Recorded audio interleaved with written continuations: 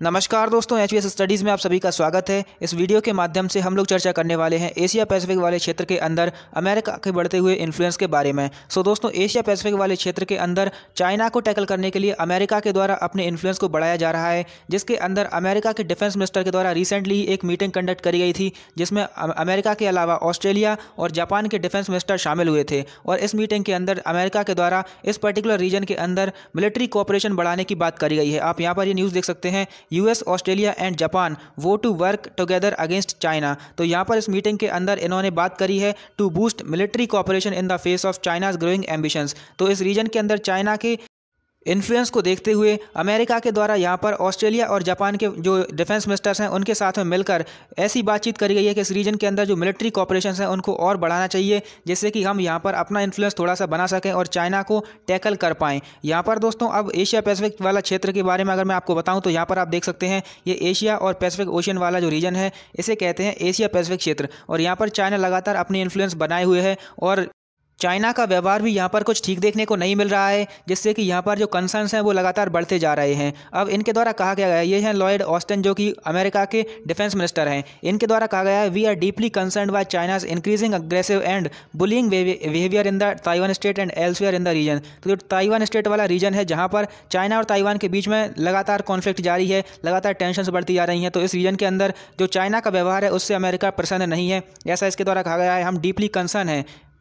वहीं पर अगर हम देखें तो ऑस्ट्रेलिया के डिफेंस मिनिस्टर के द्वारा क्या कहा गया है, तो दोस्तों इन्होंने कहा है कि हमारे जो इंटरेस्ट हैं वो ग्लोबल ऑर्डर में लाइज करते हैं, मतलब कि हमारी भलाई इसी में है कि पूरे विश्व में शांति रहे और समृद्धि रहे। लेकिन यहाँ पर चाइना का व्यवहार कुछ ठीक देखने को नहीं मिल रहा है और चाइना पूरे विश्व को एक ऐसा शेप देना चाहता है जो कि हमने पहले कभी नहीं देखा है, ऐसा इनके द्वारा कहा गया है। चाहे वो इंडो पैसिफिक वाला क्षेत्र हो या फिर कहीं और हो, चाइना के एम्बिशंस बिल्कुल भी सही नहीं है। तो इस कारण से दोस्तों अब इस रीजन के अंदर जो एशिया पैसिफिक वाला रीजन है, जैसा कि मैंने आपको वीडियो की शुरुआत में बताया, वहां पर अमेरिका के द्वारा अपनी प्रेजेंस को बढ़ाया जा रहा है और वहां पर मिलिट्री कोऑपरेशंस इन कंट्रीज़ के द्वारा मिलकर बनाई जा रही है, जहां पर जापान, अमेरिका और ऑस्ट्रेलिया ये तीनों कंट्रीज यहां पर एग्री कर गई हैं। इसके अलावा दोस्तों अमेरिका के द्वारा हर संभव प्रयास किए जा रहे हैं इस रीजन के अंदर अपनी प्रेजेंस को और बढ़ाने का, जिसके अंदर अमेरिका के द्वारा आपने देखा होगा रिसेंटली एक पैकेज अनाउंस किया गया है, जिसके अंदर $810 मिलियन का जो एड पैकेज है वो अनाउंस किया गया है अमेरिका के द्वारा। ये जो पैसिफिक ओशियन के अंदर छोटे छोटे आइलैंड कंट्रीज़ हैं उनको सहायता प्रदान करने के लिए, जिससे कि उस रीजन के अंदर अमेरिका की प्रेजेंस और बढ़ सके और अमेरिका इन्फ्लुएंस अपना बढ़ा सके। यहाँ पर आप देख सकते हैं, ये जो पैसिफिक ओशियन है इसके अंदर हमें छोटे छोटे कई सारे आइलैंड्स देखने को मिलते हैं जो कि सेपरेट कंट्रीज़ हैं, लेकिन इनके पास में ज़्यादा रिसोर्सेज नहीं है, ज़्यादा सुविधाएं इनके पास में नहीं है, जिसके लिए दोस्तों अब अमेरिका के द्वारा इन्हें कुछ एड प्रदान करी जा रही है। और यहाँ पर सबसे इंपॉर्टेंट जो आइलैंड है वो हवाई आइलैंड है और इसी पर रिसेंटली ये जो मीटिंग है जिसके बारे में आपको बता रहा हूँ, ये इसी आइलैंड पर कंडक्ट करी गई है।